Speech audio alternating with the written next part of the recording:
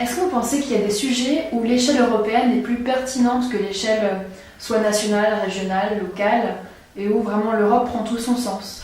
Ah bah écoutez, bien sûr, quand on voit les défis climatiques, prenons le défi climatique, prenons l'augmentation de gaz à effet de serre, on ne peut pas la résoudre à l'échelle française, ni à l'échelle belge, ni à l'échelle allemande.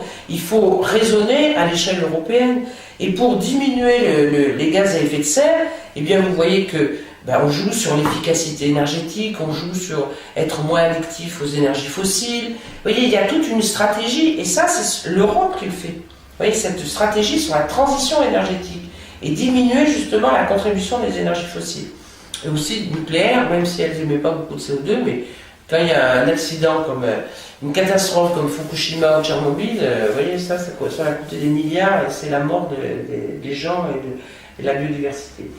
Donc ça, après on a, quand on parle de défis par exemple énergétiques, c'est pas la France toute seule qui va avoir une autonomie.